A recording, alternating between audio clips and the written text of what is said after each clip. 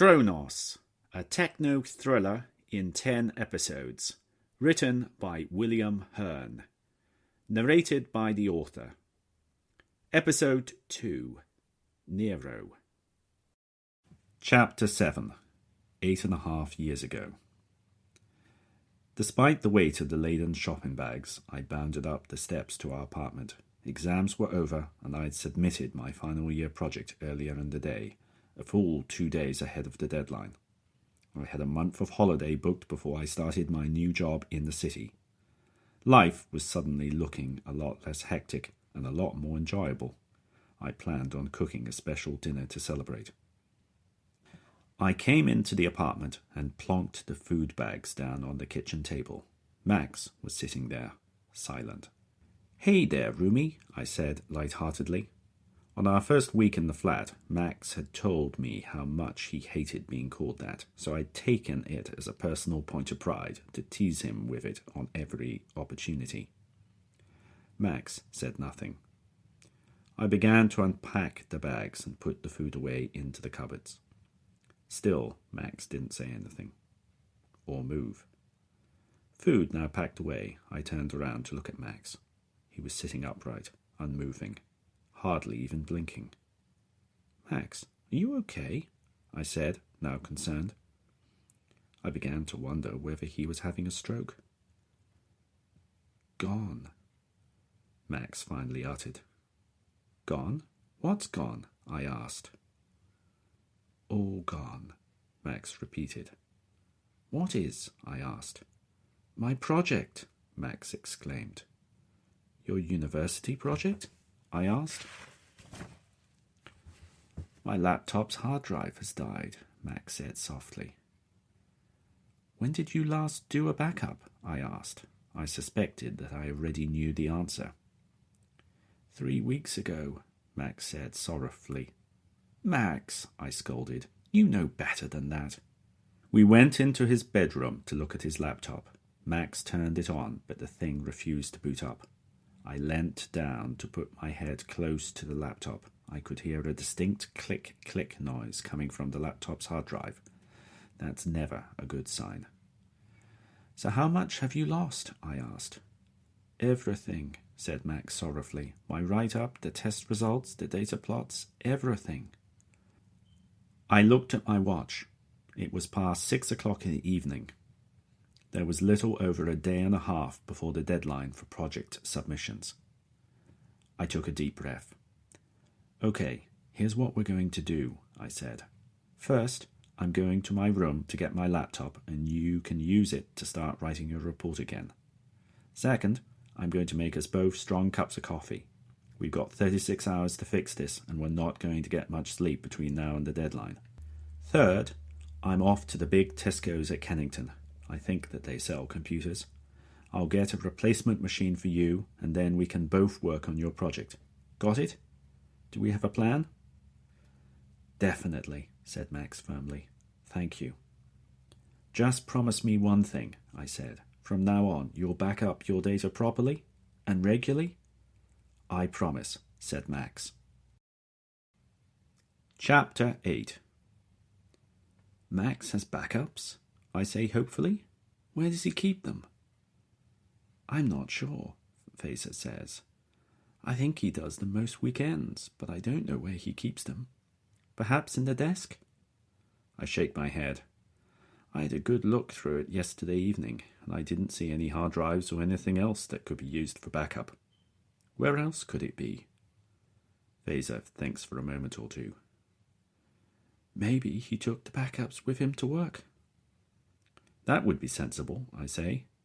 "Keeping backups away somewhere is a wise precaution in case of fire or other damage or theft." "Now I think about it," Faiza says, "I do remember him taking hard drives with him to work quite often." "How far is it to his offices?" I ask. "Not too far," Faiza replies. "They're on Eddy Street.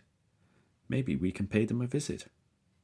"Good idea," I say. "I'll grab my stuff." I go back into the coffee shop and pick up what remains of my belongings.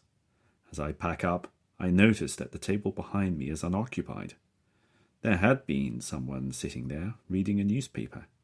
I recall hearing the frequent rustle of paper as they turned the pages, an unusual sound these days as most people read using electronic devices. Unfortunately, that's about all I can remember about them. I turned to a guy sitting at one of the other tables, surfing the web on his tablet. "Did you see who was sitting there?" I ask, pointing at the now empty table. He shakes his head. "Sorry," he says. "I think it was a man, but I don't remember anything else." Thanking him for his time, I then check with the barista as to whether the cafe has any CCTV. The barista shakes her head. "Oh no," she says. "We can't afford anything like that." I head out to the cafe. Faiza is busy talking on her phone. "So if I could just come over and take a look around Max's desk, hopefully that wouldn't be too inconvenient." "Great. We'll be right there. Thank you." She puts her phone away. "Dog is expecting us," she says. It's about 6 p.m. by the time we arrive at the Dorg offices on Eddy Street. Sunset was over an hour ago, and all the street lights are on. The building is a small, unassuming, 2-story concrete affair. The only proof that we've come to the right address is a small plaque with the organization's logo beside the entrance. Only a few lights are on in the building. It doesn't look as if there are many employees still around. Faiza presses the intercom button at the entrance to the building. "Yes?" comes a muffled voice through the loudspeaker grill. Faiza speaks into the intercom. "Hello, it's Faiza Whitting. I'm Max's wife. We talked on the phone earlier." "Come on in," says the still muffled voice. We hear the door unlock. We go in. The reception area is dark and unoccupied. The receptionist, assuming that Dorg has one, has gone for the night. We hear footsteps approach from above us. Looking up, I see a man walking down the staircase from the floor above. He's in his late 50s, with thin to balding hair and a carefully styled beard. He has what would be politely described as a generous build. He's dressed in an immaculate grey suit, complete with a colourful handkerchief folded neatly into the breast pocket. He seems vaguely familiar, but I can't quite place him. The man reaches us and holds out his hand. "Welcome, welcome," he says. "I'm Heath Buckeridge. I run this place, or at least try to." Faiza shakes his hand. "I'm Faiza Whitting," she says, "Max's wife." "A pleasure to meet you," Buckeridge says. He speaks with a deep, booming voice. His mid-Atlantic vowels hint at a life spent on many continents, but underneath I detect hints of a Canadian origin to his accent. Ah, that helps me place him. Buckeridge is famous, notorious even, for his flamboyant presentations at conferences. I'd attended a session of his at a conference in New York a few years back when he was talking about the post-Snowden era NSA. He'd started the presentation dressed as an undertaker and proceeded to hold a mock funeral for the NSA. And that was considered a relatively low-key presentation by his standards. Legend has it that he once managed to set a stage alight during a retelling of Cliff Stoll's The Cuckoo's Egg. A reenactment of Stoll's attempt to dry his wet sneakers by placing them in a microwave did not end well. Buckeridge turns to face me. "And you are?" he asks. "I'm Tom," I say. "I'm a friend of Max's. I've flown in from London to help look for him." "Welcome to you too," Buckeridge says, shaking my hand. "Now, you said on the phone that Max is missing." "Yes," says Faiza, "since last Friday. Have you seen him recently?"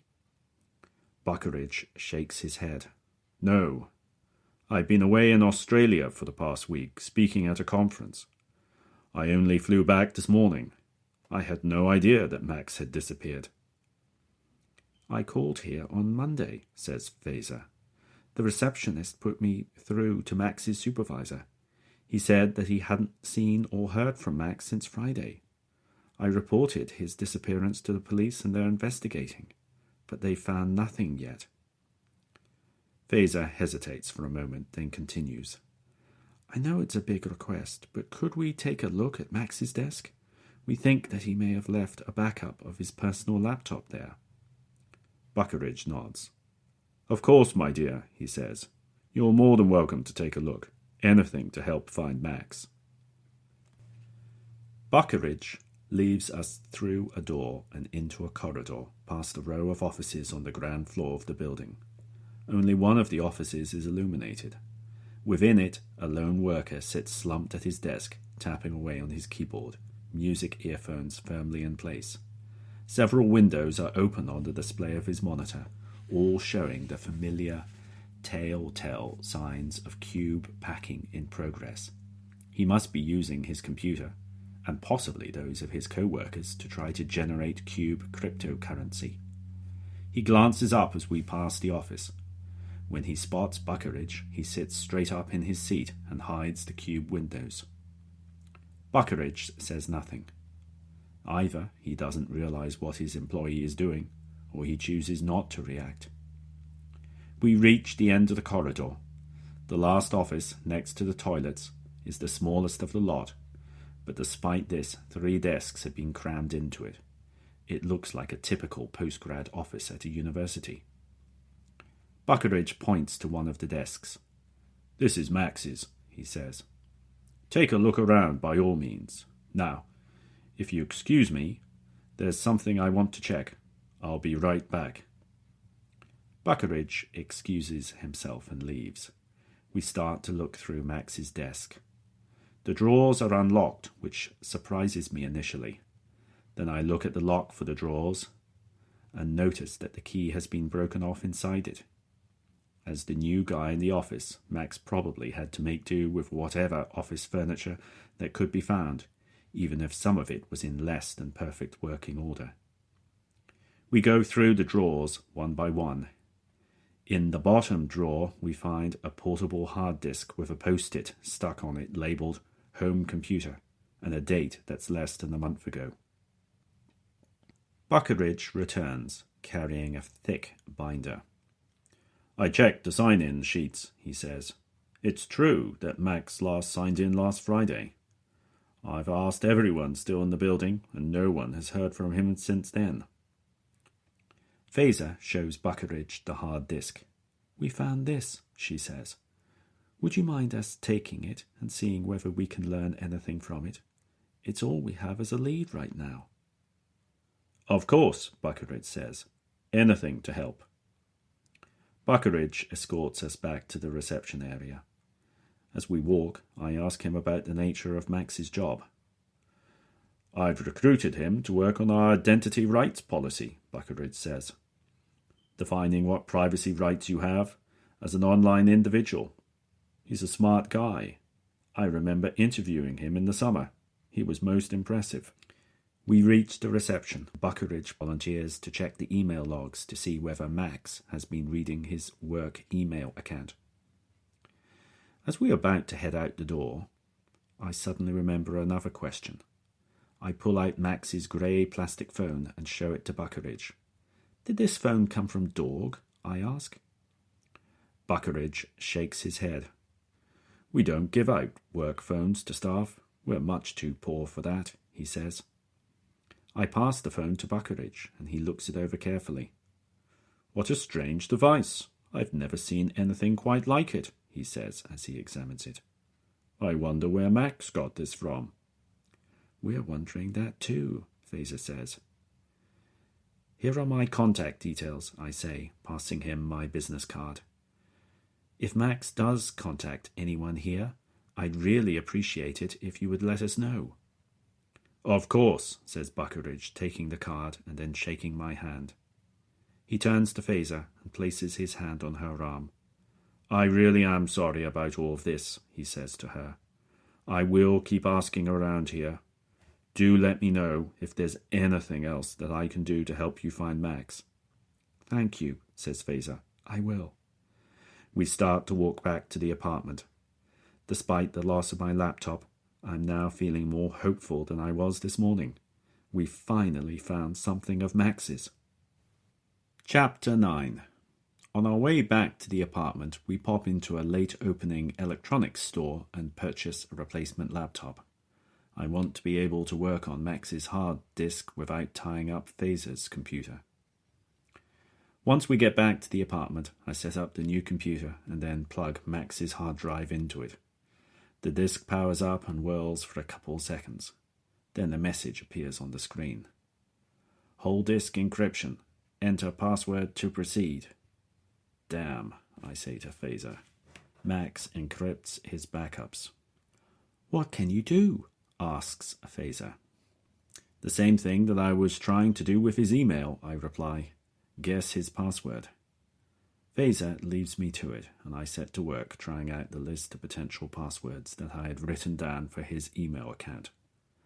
However, after an hour of futile input, I'm so tired that I can barely read the screen anymore. I stagger over to the couch and lie down. The next thing I know is that it's Thursday morning, and Faiza is bustling around in the kitchen area, making breakfast. After eating quickly, we head straight down to the police station to see Lister again and report the loss of my laptop. And yes, I do have to pay the $250 administration charge. Lister diligently logs the details of the theft. Thousands of personal belongings get stolen from SF copy shops every year, he tells us. Take better care of your stuff next time, please, he begs. He evidently now has me tagged in the category of clueless visitor to the big city. We leave the police station and start the walk back to the apartment. As we walk, my band vibrates. Iris is putting an incoming call through to me. I tap my earpiece to answer it. Hello, I say, this is Tom. Good morning, dear boy, booms Buckeridge, nearly deafening me. Iris immediately lowers the volume of my earpiece a couple of notches. And good morning to you too, Mr. Buckeridge, I say. What can I do for you? I just wanted to let you know that I've checked our email logs, Buckeridge says. Max last logged into his email account on Friday. So he hasn't attempted access since his disappearance, I ask. It would seem that way, says Buckeridge. I've talked with a couple of his immediate work colleagues. No one has had any contact with him since Friday. They said that he seemed his usual self on Friday. That said, he's quiet at the best of times. He's not much of a talker. Well, thank you anyway for asking around, I answer. That's quite all right, says Buckeridge. If anything else does come up, I will of course immediately let you know. We appreciate that. We'll do the same for you, of course, I say. Buckeridge hangs up. Faiza looks at me. Anything? She asks. I shake my head. No one from Dorg has heard from Max since last Friday. He hasn't accessed his work email once since then either. We walk on. There is nothing either of us can think of to say. Back at the apartment, I resume trying out passwords for the encrypted hard disk. I still have several sheets to go. Faiza sits down with me and reviews my list.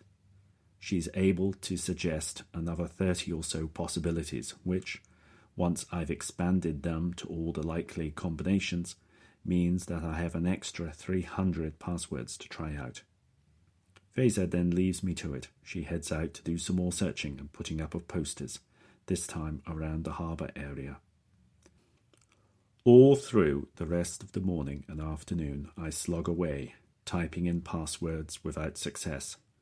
As I type away, in the back of my mind, I am pondering what to do next, if, or more likely when, I exhaust the list of potential passwords. I figure that my best bet would be to return to attempting to get into Max's online email account. Although I've had no luck in guessing his password, perhaps I can try my luck with the security questions that get asked when a user loses their password. As I know Max so well, I should be able to guess his answers, assuming he's answered them truthfully. This, I'm beginning to realize, is a pretty big assumption.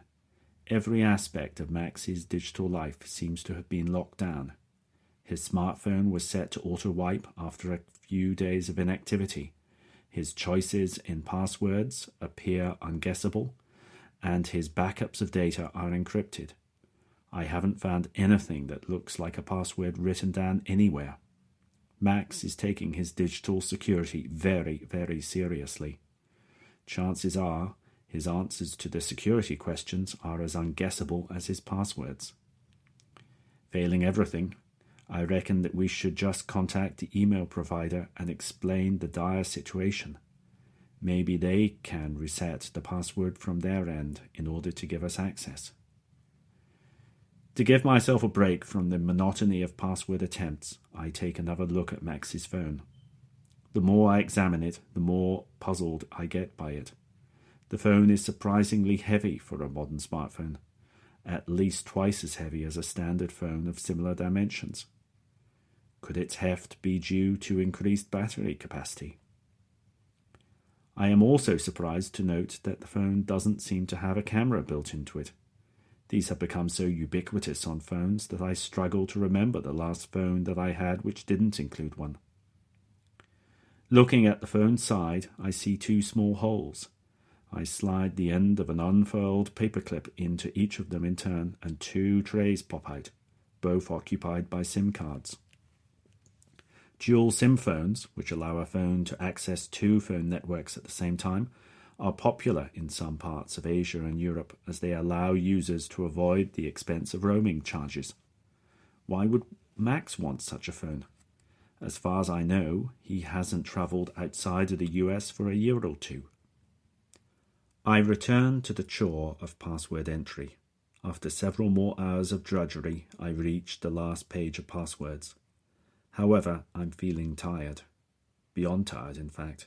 My head feels fuzzy and there's a high-pitched whine in my ears that just won't fade. My stomach is growling, but I'm feeling too tired to eat. I get up and check the time. It's the late afternoon and darkness is falling. I give my back a good stretch, then decide to lie down for a little while, perhaps until Faiza gets back. I'll finish trying out the passwords when she gets back, and we can then discuss what to do next. Suddenly, I'm being shaken awake. It's Faiza. She's shouting something. There's sunlight streaming into the room from outside. It must be Friday morning already. Still dazed, I struggle to sit up. "Wake up, Tom!" shouts Faiza again, breathless with excitement. She's holding something in her hand. I squint my eyes to focus on it.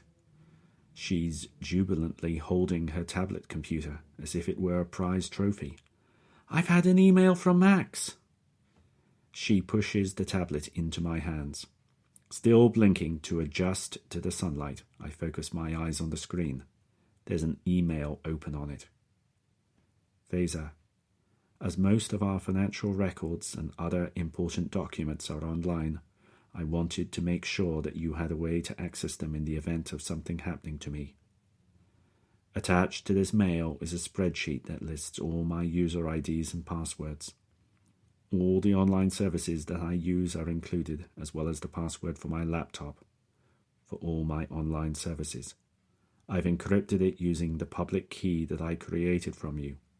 You'll need to use your private key from your laptop to decrypt it. All my love, Max.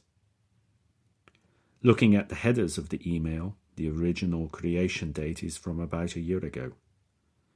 This was sent via the Dead Man's Control website, I explain. It's a system that periodically checks on you by sending you an email that you have to respond to.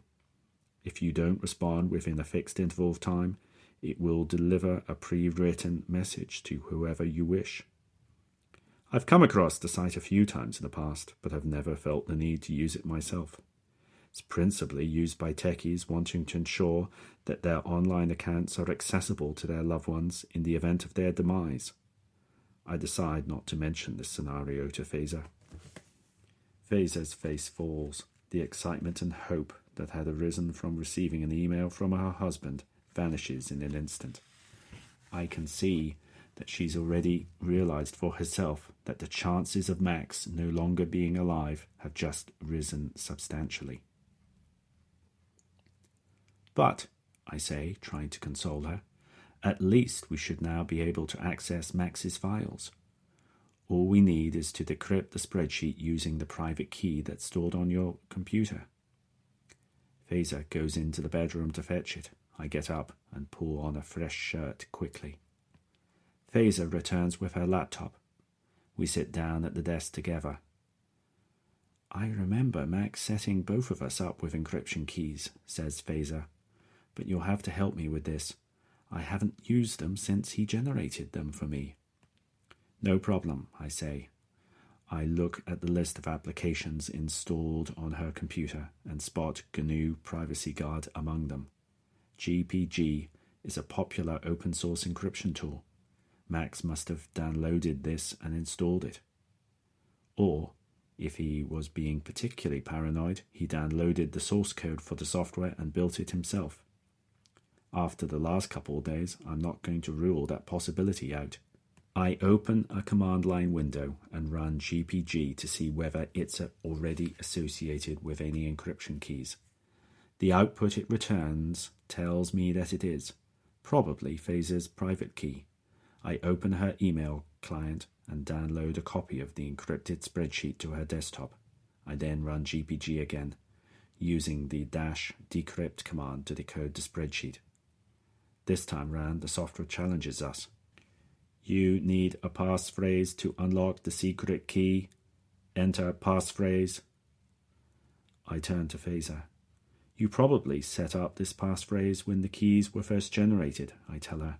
Do you remember what it is? Let me think for a moment, says Faiza. She looks away for a moment, then looks back at the screen. Yes, I think I remember, she says. I turn my back and she types away on the keyboard for a few seconds. We hold our breaths while GPG runs. Finally, it finishes and the unencrypted spreadsheet appears on the desktop. Success! We open the spreadsheet and a large table is displayed, showing a long list of URLs together with user IDs and passwords. I scan down the spreadsheet until I find an entry for Max's computer. The password is a random string of alphanumeric and shifted characters, 20 characters long. I wouldn't have been able to guess that combination in a billion years. I go over to the desk and type the password carefully into my laptop. A window opens on my screen, displaying the top level of Max's hard disk. Double success. Triumphantly, I show the screen to Faiza. Now the hard work really begins, she says. Chapter 10. With a pot of steaming coffee by my side, the first thing I do is to make a copy of the hard disk. I want to keep Max's hard disk as untouched as possible in case I inadvertently change or delete data on it. I create a virtual machine on my new laptop and copy the contents of the hard disk onto it. Then I start to explore. I begin by making a map of the top-level organization structure of the file system. Max is running a Linux distro. He's a keen user of open-source software, and the overall organization of files is familiar to me. Straight away I look in the /home directory, and there, sure enough, are all of Max's personal files and folders. Now that I finally have access to Max's data, I have to admit that I do feel some misgivings about searching through it. It feels uncomfortably like rifling through his most personal, intimate belongings. The fact that I'm doing this at the specific request of Faiza, to whom Max had provided all of the access details, alleviates the feeling somewhat, but doesn't cause it to disappear altogether. I generate a directory map of all of the files in Max's personal file space. I'll review it later, after my initial exploration. I then start to browse the top-level folders, one by one. It's clear that Max has been doing a lot of research recently. He has a directory packed with dense, very academic papers on topics such as encryption, distributed computing, and peer-to-peer sharing mechanisms. All of the files were copied into the directory within the past 6 weeks. The name of the directory is CHRONOS, which puzzles me a bit, as none of the documents seem to have anything to do with time. I turn my attention to Max's email. I know that Max is a user of the Thunderbird email client, so I know exactly where to look for his email data. Sure enough, I find tens of gigabytes of email, going back a good decade or so. Firing up the email client, I start to sort through the email, focusing on those that Max had sent out. I group the emails by recipient so that I can see who Max has been corresponding with the most. Aside from emails to Faiza, the most frequent recipient of Max's emails is someone called Nero. The emails start a couple of months back and go on until just before the backup was taken. They contain lots of discussion on security topics, backdoors, encryption, spyware, and the like. Nero's the one doing most of the questioning. Reading through it, it almost feels like Max is being interviewed for a job. Could Nero be employing Max for on-the-side security work? The last email refers to Max having received a payment, so he must have done some task for Nero. To see if Max has had any more recent communications with Nero, I decide to go online and check his email account there. Using the access details in Max's spreadsheet, I log on. However, when I access his sent folder, I'm surprised to find that all the emails to Nero are gone. Every other email is there as far as I can see. Did Max deliberately delete all his correspondence with Nero? If so, why? I suddenly wonder if Max used other communication tools to talk with Nero. I look again at the emails he received from Nero, and there, sure enough, in an early email, is an instant messaging address for Nero. It's on a secure peer-to-peer IM platform designed to securely encrypt all the communications between the two parties and leave no records of the communication on any third-party server. I search /usr/bin for the corresponding IM client and quickly find it. I launch the software and a simple GUI window appears on the screen. Sure enough, Nero is in the contact list. In fact, it's the only entry in the contact list. Max must have used this software solely for communicating with them, whoever they were. I look to see if there are transcripts of any of the previous IM sessions between Max and Nero, but can't find any. This puzzles me momentarily, but then I notice that the IM client is configured to delete transcripts on shutdown of the application. Max clearly didn't want any of his dialogue with Nero to stay around after he quit the program. I'm still mulling over the use of the secure IM software when Faiza returns to the flat, having been out shopping for groceries. She sits down next to me at the computer. "Learnt anything?" she asks. I point to the Nero email threads taken from the backup hard drive. Max was definitely working on something on the side, I say, with someone called Nero. That conversation you overheard was probably part of it. So he was working for someone else, Faiza says. She lowers her gaze. Without telling me. Her voice trails off. He probably wanted to supplement his income, I say, trying to soothe her, particularly with you two starting a family. However, the fact that Max was keeping the work on the side secret from his wife is troubling. I still have a browser window open, logged into Max's online email folder. Faiza catches sight of it. "What's this email?" she asks, pointing at the email that Max had sent me nearly 2 weeks ago, titled Advice Wanted. She reaches over and uses the mouse to click on the email. Instantly, a window pops up showing the 2-sentence email from Max, asking for my help. Faiza reads the mail silently. Then she turns to me, her face clouding over with confusion. "Did you get this email?" she asks. I redden. "Yes, I did," I admit. "And what did Max want to ask you?" Faiza says. I redden still further. I never quite got round to calling him back to find out what he wanted. Faiza's expression sinks. I see, she says quietly. I just wish you told me about the email. No secrets, remember? You're right, I say, and I'm sorry. I should have mentioned the email from him. To be honest, I didn't know quite how to bring it up. I don't find it easy to admit that I'm behind on my email. Our conversation is interrupted by a window popping up in the middle of the screen. It's Max's secure IM client. Nero. YT. What's that? Asks Faiza. Nero must have noticed us coming online, I say. YT is short for you there. I hesitate for a moment, then come to a decision.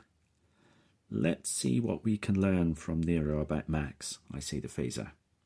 I begin to type. Max? Yep. I am trying to mimic Max's IM style based on my own conversations with him. We wait for a response. Finally it comes. Nero. At last. Wondered where you'd gotten to. Did you fall in the bay or something? I respond. Nope. Just had a lot of things to do. Nero comes back to me instantly. Lots happening right now. Need your final analysis. When can you be ready to publish the research? Uh-oh, says Faiza, clutching my sleeve, her eyes locked on the screen. Stall for time. Say you don't know yet. I type. Not sure. Soon, I hope. Nero responds quickly again. Good. Want to review what you have right now, in person. Can you travel? Will be good to meet face to face finally. I think for a couple seconds, weighing up several possible responses. I decide to take the plunge. Yep. Where? We wait for a response. Time drags on as we keep our eyes locked on the display. Minutes pass. I'm already regretting my last question. Perhaps Max and Nero had already discussed the location for meeting up. If so, I've just blown our cover. Finally, Nero responds.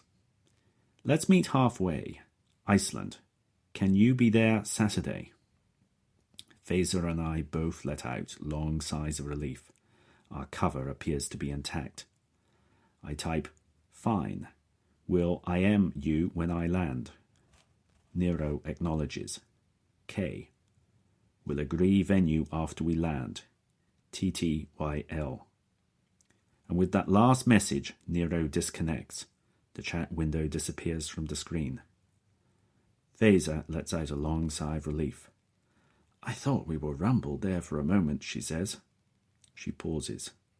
But how long can we get away with pretending to be Max? Hopefully long enough to learn if this work is connected with his disappearance, I say. I tap my earpiece. Hey Iris, I need return tickets to Reykjavik, Iceland. Departure as soon as possible. Chapter 11. Friday evening. Icelandair, flight 680, Seattle to Reykjavik. Iris quickly booked me flights to Reykjavik. The price was only 300 cubes, less than I was expecting to pay for such a last-minute trip. I suppose that Iceland isn't a popular travel destination in November. Or perhaps Iris drives a hard bargain when negotiating with the software agents of airline ticketing systems. Now, some 8 hours later, I am wedged into an economy seat at the back of the plane and desperately trying to come up with an action plan for the meeting with Nero tomorrow. What seemed like a worthwhile gamble from the comfort of San Francisco is now, as my proximity to Reykjavik increases, feeling foolhardy and even dangerous. Try as I might, I can't help but mentally list out the ways that I'm at a disadvantage for this encounter. 1. I've never been to Reykjavik or even Iceland before. 2. I have no one backing me up. Faiza has opted to stay in San Francisco, just in case Max should reappear. 3. I don't actually know what Max and Nero were working on. The more I think about all of this, the more stressed I get. My breathing becomes fast and shallow, and I can feel my pulse beginning to race. I get up and head for one of the plane's toilets. I wash my face, scrubbing hard, and then dry it with a couple of paper towels. The panic attack subsides, and I can think clearly again. Returning to my seat, I resolve that I will insist to Nero that I be the one to choose the meeting venue. I will select somewhere public, with multiple escape routes should things go badly. I try to relax, but that proves difficult. It's a bumpy flight over the northern wastes of Canada. The pilot has had to twice come on the tannoy and ask the flight attendants to suspend the meal service. My thoughts keep returning to the events surrounding the theft of my laptop. Lister clearly thinks that it's nothing more than an opportunistic theft, but I'm not so sure. I was distracted for no more than 30 seconds by Faiza's fall. Someone would have had to be watching me pretty closely to be able to take advantage of that narrow time window. To make matters worse, I keep feeling as if I'm being watched. The sensation began at San Francisco airport. Was it my imagination, or did a guy sitting at the bar near the departure gate keep looking up to glance at me? And continued as I waited for my transcontinental flight at Seattle-Tacoma. I'm glad that my seat is right at the back of this plane, though everyone coming aft to use the toilets seems to stare at me as they pass. Or have I become paranoid? To pass the time, I try to sleep, but give up after a futile 20 minutes of twisting and turning in my seat. There's just too much adrenaline flowing to permit any shut-eye. I think about that strange CHRONOS folder I found on Max's backup hard drive and decide to do some research.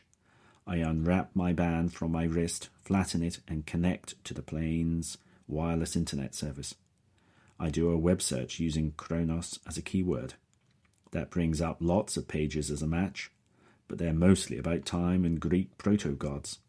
Nothing that would fit the bill for the secretive work that Max and Nero appear to be collaborating on. After an hour's fruitless searching, I quit and decide to unwind by watching a movie.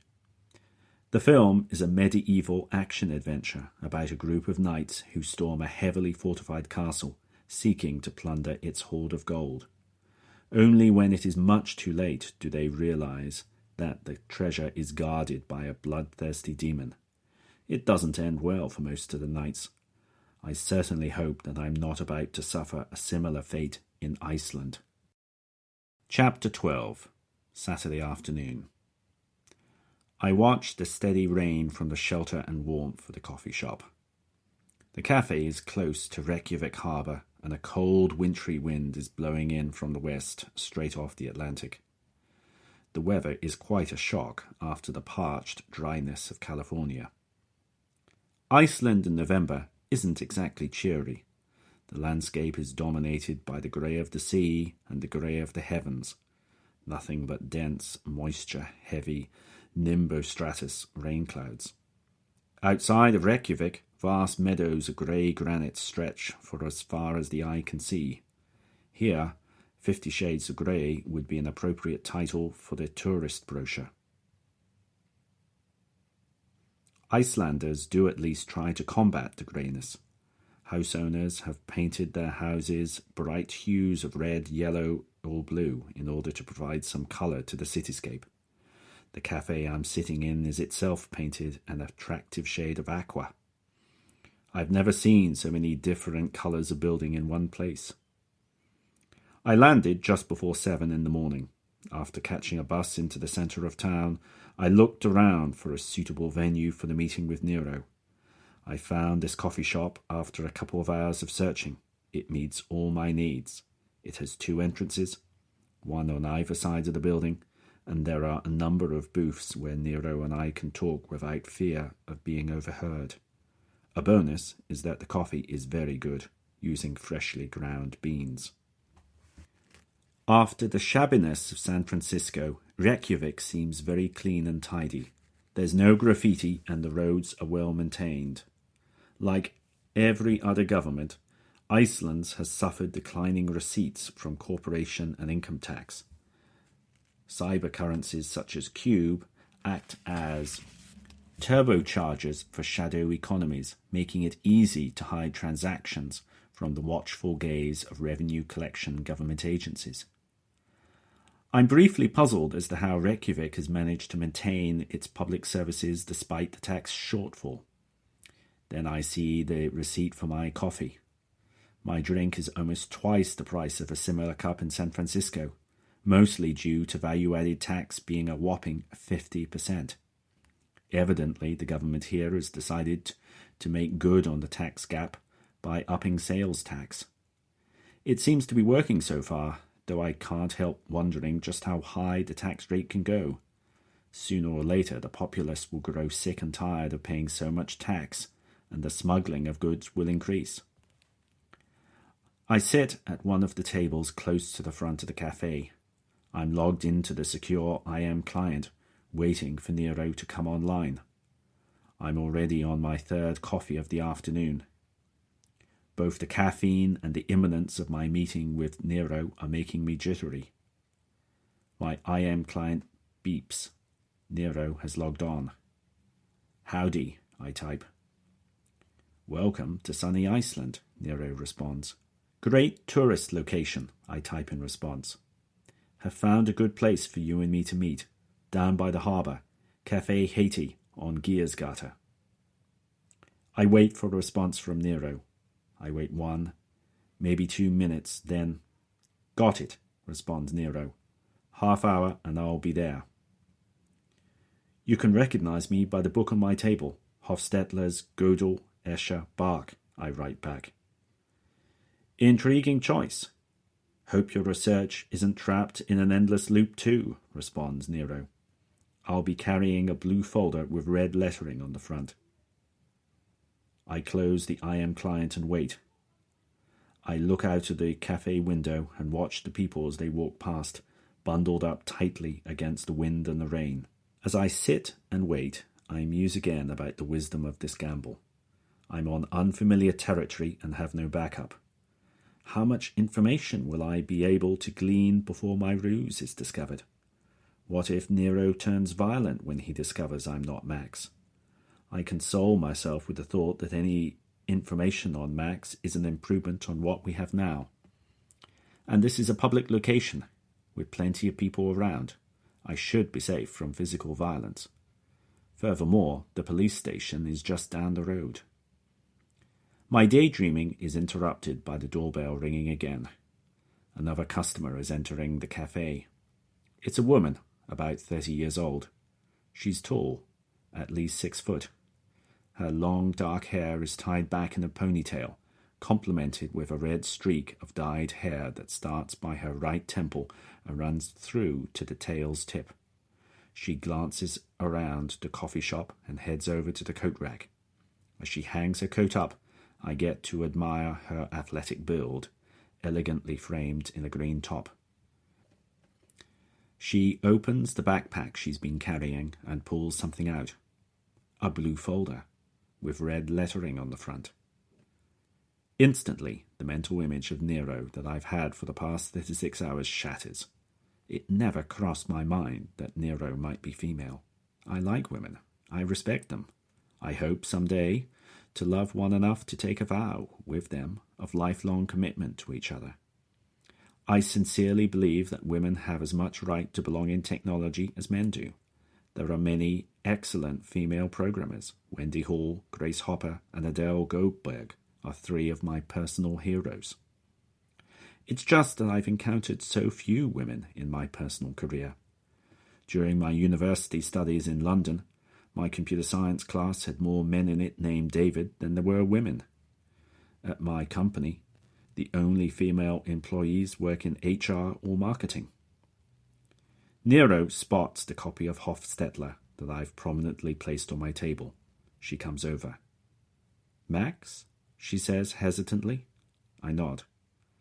Nero, holds out her hand, and I shake it. "It's great to meet you finally," I say, trying to sound confident. I gesture to a booth at the side of the cafe. "Shall we go sit over there?" I ask. "Yes, fine," she says. We go over to the booth, having first ordered 2 coffees. We sit down. Nero looks me straight in the eye, somewhat quizzically. "You're not what I was expecting," she says. My heart rate leaps by a good 50 beats per minute. "How so?" I say, trying to act nonchalant. "You're taller than I heard on the phone," she says, smiling. She speaks excellent English, with just a touch of an Eastern European accent. I'm guessing that she's either Polish or Russian. "Oh, you should never judge people by how they sound on the phone," I say. The waitress comes over with our 2 coffees. I create a bit of breathing space for myself by taking my time over pouring the milk into my coffee mug and then taking 2 long, drawn-out sips of the drink. All the while, I'm kicking myself mentally. Of course, Max and Nero had talked on the phone. She knows what he sounds like. I'd completely forgotten about this. Fortunately, Nero doesn't seem adept at distinguishing between different British accents. Or has she noticed and is just pretending not to? The possibilities spin round and round in my brain. It's all I can do to sit still and try to act relaxed. Nero takes a coffee just as it came, black. She takes a sip and then places the mug down again. "I was worried about you," she says. "You dropped off the net all of a sudden. I tried to call you, but your phone was turned off. I thought we'd agreed that we would stay in touch with each other."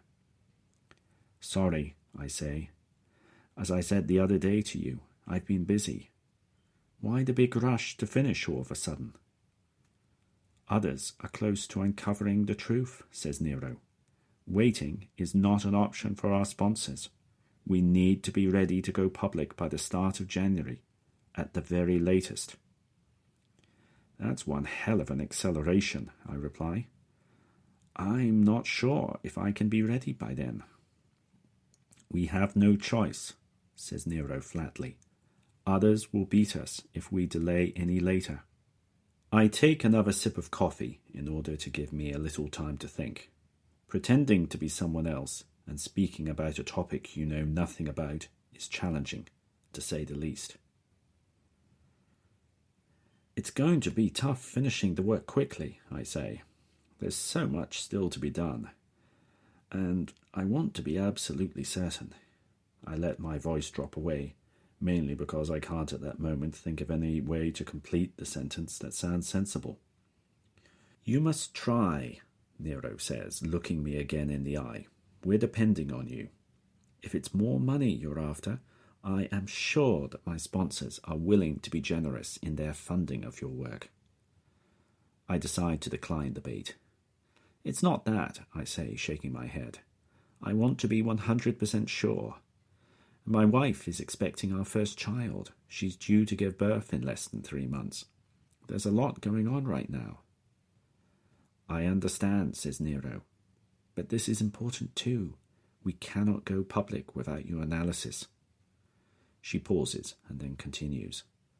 "My sponsors have agreed to give you a 50% increase in your remuneration if you can make the new deadline. Finish to our new schedule and you'll have a very nice sum in hand just in time for your baby's birth." I wonder how much Max is being paid for this work. Nero is certainly making it sound like a substantial amount. The smartwatch on Nero's wrist beeps. She glances down at it, then swears. "Good! They're coming!" Before I have a chance to ask her what she means, 2 men enter the cafe. They're big and powerful, and they look like they don't spend much of their time smiling. They're definitely more piano movers than piano players. Nero grabs my arm. "We have to leave now," she says. The men spot Nero and me, and they start to move in our direction. We grab as much of our stuff as we can and exit via the cafe's second entrance. I'm suddenly very glad that I picked a location with 2 entries. Not that I imagined for an instant that I might need it to escape with Nero. Outside, we spin around for escape options. I want to go to some place where there's a large crowd, somewhere we can blend in and be difficult to spot. From my reconnaissance earlier in the day, I know that Reykjavik's main concert hall is just a bit further along the harbour. With any luck, there might be an event going on there at the moment. I point in the direction of the concert hall and shout to Nero, "This way!" We run to the harbour's edge and head east along a pedestrian path that runs beside the dock. Fishing boats are moored all along the harbour, though I don't see much activity on board any of them. Icelandic fishermen like to take the weekends off, I suppose. I turn to look behind us. The 2 men have come out of the cafe and are following us at a good clip. They're jogging somewhat stiffly, each one with one of their arms held close to their bodies. I'm suddenly concerned that they might have guns with them. We run along the path as quick as we can. Well, I say we, but it's really me that's the limiting factor on our speed. Nero's jogging alongside me, matching my speed seemingly effortlessly, while I'm already beginning to puff and pant. I make a mental note to never again skip a gym class. We manage to reach the concert hall. It's an impressive-looking angular building, adorned with a mosaic of stained glass, arranged in a striking geometric pattern, draped across its sides. It's truly magnificent, the kind of building that I would normally stop and admire in detail. Not today, however. There's a crowd of people outside the hall, watching some street performers. We dive straight into the crowd and head for the densest part. "Ditch your coat," Nero whispers to me, "and put this on." She pulls a woolly hat out of her backpack. I do as I'm told. Without the protection of the windproof layer, I instantly feel the chilling effect of the cold wind off the Atlantic. I start to shiver. Glancing behind us, I can see that the 2 men have reached the edge of the crowd. They're scanning the crowd systematically, trying to spot us. We keep our heads low and move to the far side of the crowd. The entrance of the concert hall is just in front of us. I wait until I see a group of people move towards the entrance. "Follow them in," I tell Nero. "I'll follow behind." Nero blends with the group while I remain covertly watching the men on the other side of the crowd. Nero's group enters the building and disappears from sight. I wait until another group heads to the hall and then join the back of them. Entering the concert hall, I am struck by the vastness of the foyer. It's massive, with huge escalators connecting the 3 floors above me with the ground floor. The walls are constructed from grey granite panels. There really is no escaping that colour in this country. I spot Nero. She's heading up to the 2nd floor on the escalator. I make to follow her as quickly as I can. Then I see that our 2 pursuers have also entered the building and are standing by the entrance. One of them catches sight of Nero, pointing her out to the other. I run up the stairs at the back of the foyer 2 at a time as quickly as I can. I really am now regretting that the total sum of my exercise over the past 2 months has been running down to a tube platform to catch a train. On the 2nd floor, I catch up with Nero. "Keep moving," I tell her. "They spotted us again." We enter the first auditorium that we come to. It's currently empty, save for a lone cleaner picking up rubbish. We run down to the front of the auditorium by the stage and head straight through a door marked Utgangur. I'm hoping that this means exit and not dead end. The door leads us into a corridor with a long flight of steps going down at the end. At the bottom, there's another door. There are big, important-looking signs on the door in Icelandic, no doubt about opening this door only in an emergency. This definitely counts as one. Without hesitation, I push down on the door's lever and shove the door open. Alarm bells ring out all around us. We run out and find ourselves in the car park behind the concert hall. To our left is a rank of taxis. We sprint to the first one and get in. "To the airport," Nero says to the driver. "As quick as you can." Chapter 13. We sit in silence during the drive to the airport, the powerful grey Mercedes speeding through the light afternoon traffic. Every so often I glance out of the back window, but I don't see any obvious signs that we're being followed. The taxi pulls up smoothly at the airport terminal. I throw a handful of CHRONOS notes in the direction of the driver. Probably a massive overpayment for the journey, but I don't have time to check the amount, and we dash from the car. "Hope you make your flight," the taxi driver calls out to us through the car window in perfect English. We head into the departures area of the terminal building. Once we're in the controlled, calm environment of the airport, I start to relax. We find a couple of empty seats and I collapse into one. Nero sits down, rather more gracefully, in the other. I let out a long, deep sigh of relief. "I think we're clear," I say. "Now, exactly who were those guys?" Nero lets out a deep sigh of her own. "It's a long story," she says. "They belong to the Russian mafia, the Bratva. They are bad men, very bad men. They want our research so that they can make a lot of money." During the taxi ride, I've been pondering when and how to come clean about the fact that I'm not Max. Sooner or later, Nero's going to figure this out, and I decide that it would look better for me if I confess first. Now seems as good a time as any. "There's something I need to tell you," I say. Nero looks at me puzzled.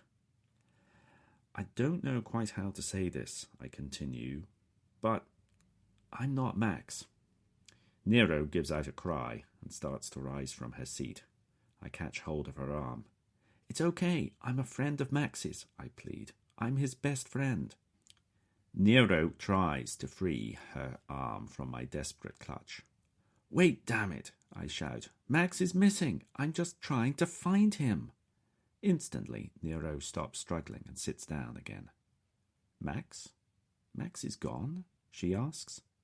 "Yes, and we're all worried sick about him," I reply. "I came over from London to San Francisco specially to help look for him. I was going through his online stuff, looking for clues to his disappearance when you IM'd. I thought that you might be able to shed some light on his vanishing, so I agreed to meet with you, pretending to be him." Nero leans back in her seat, thinking hard. I can almost see the cogs whirring in her brain as she thinks. "This is bad news," she says at last. "Very bad news." I decide to introduce myself properly. "My real name is Tom. Tom Jenkins," I say. I rather lamely offer my hand for a handshake. Nero ignores it. I sheepishly put my hand back down.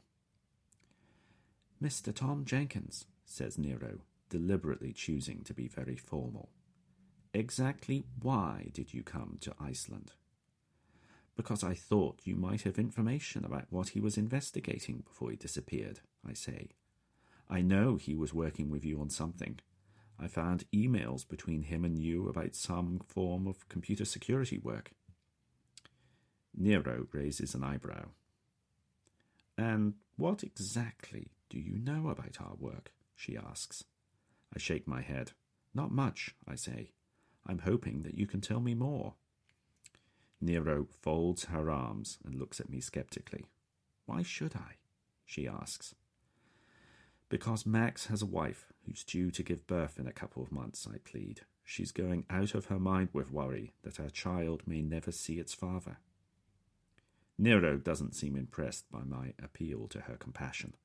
I decide to try self-interest instead. "Look, you want to find Max just as badly as I do," I say. "Max was clearly working on something very important to you. You mentioned earlier that you had urgent deadlines. Well, if you don't find him quickly, you're going to miss them." Nero says nothing. Taking that as an encouragement, I continue. "I'm not interested in whatever it is you're both working on. I just want to find Max. Help me locate him, and then he'll be able to either finish the work for you or hand it off to someone else of your choosing who can." Nero ponders for a moment. "Okay," she says. I will help you. But first, you need to tell me everything about Max's disappearance. Then I can fill in the gaps. I start to summarize the whole timeline, right from Max's disappearance on the Friday evening and Faiza calling me for help in the middle of the night. I explain everything that happened in San Francisco. When I get to the part about the theft of my laptop from the coffee shop, Nero looks surprised. Someone may have been watching you, she says, grabbing the laptop when they saw an opportunity. That's what we thought, I say. The police, however, think that it was just an opportunistic theft. Nero snorts.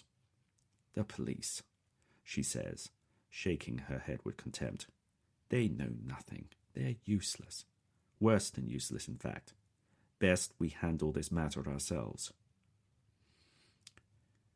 Could the men who chased us have anything to do with my laptop being stolen? I ask. Nero thinks for a moment, considering. It's possible, she says at last. The Bratva operate all around the world now. It's possible that they had Max under surveillance in San Francisco because of his work. And you too, after you arrived there. And what exactly is this work? I ask. Max and I are trying to find Mehmet Yilmaz, she answers. Mehmet who?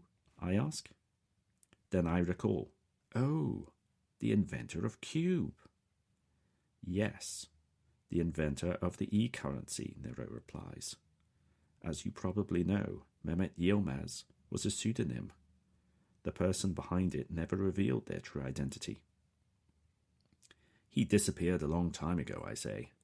No one's heard from him or her, interjects Nero. Indeed, I say. Anyway, no one's heard from Yilmaz in over a decade. No one, confirms Nero. Lots of people have come forward claiming to be Yilmaz, I say, or have been accused of being Yilmaz. And none of the claims have stood up to serious scrutiny, she answers. Yilmaz's real identity remains a mystery. And why are you so interested in it, I ask. I do consultancy, answers Nero.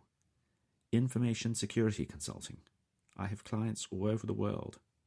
One of my clients is an information transparency policy group, backed by a couple of rich Silicon Valley investors. They believe that Cube's run of success, great as it has been, will end if Yilmaz isn't identified. But Cube's doing great without Yilmaz, I counter. The protocol has proven to be rock solid. All the code implementing it is open source, with volunteers maintaining and improving the software. But doesn't the world deserve to know, asks Nero, who really was behind it, and what their reasons were for creating it? I just don't think it matters anymore, I answer. Cube's been proven to work. It's used for billions of transactions a day. All of the source code is freely available for anyone to inspect. It's been analyzed by academics in many fields. Leading economists, mathematicians, and security researchers have all investigated it and pronounced it safe. No, interjects Nero again. Not safe. They said just that they couldn't find anything wrong with it. That's not the same thing. But close enough, I retort. But with the number of people who've examined it, both the theory and the actual code, any issues would surely have been found by now.